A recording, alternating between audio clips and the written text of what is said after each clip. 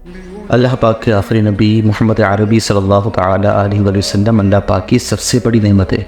آپ ہم پر احسان الہی ہے، آپ پر نور ہیں، آپ چمکا دینے والا آفتاب ہے، آپ ہی نبیوں کے سردار اور اللہ پاک کی روشن دلیل ہیں۔ رب رحیم و کریم کی ایسی عظمت و شان والی رحمت و نعمت کی آمد ہو تو پھر ہم اس انمول نعمت پر کیوں نہ خوشیاں منائیں۔ کیا ہمارے پیارے آقا صلی اللہ تعالیٰ علیہ وسلم سے بڑھ کر بھی کوئی اللہ پاک کی رحمت ہے؟ اور رحمت خداوندی پر خوشی منانے کا قرآن کریم حکم دے رہا ہے۔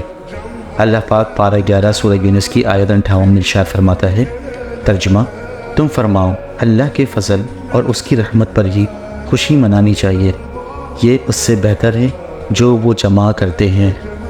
مفتی احمد یار خان نعیمی رحمۃ اللہ تعالی علیہ اس آیت مبارکہ کے تحت فرماتے ہیں، بعض علماء نے فرمایا کہ اللہ کا فضل حضور صلی اللہ تعالی علیہ وآلہ وسلم ہے اور اللہ کی رحمت قرآن کریم۔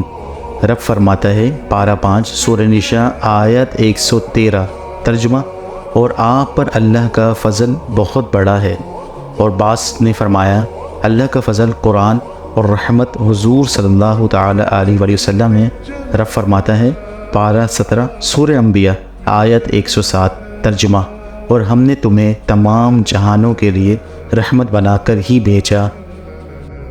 حضرت مفتی احمد یار خان رحمۃ اللہ تعالی علیہ مزید فرماتے ہیں، معلوم ہوا کہ قرآن مجید کے نزول کے مہینے یعنی رمضان میں اور حضور صلی اللہ علیہ وسلم کی ولادت کے مہینے یعنی ربیع الاول میں خوشی منانا، عبادات کرنا بہتر ہے، کیونکہ رب کی رحمت ملنے پر خوشی کرنی چاہیے، اور حضور صلی اللہ تعالی علیہ وسلم تو رب کی بڑی اعلیٰ نعمت ہے۔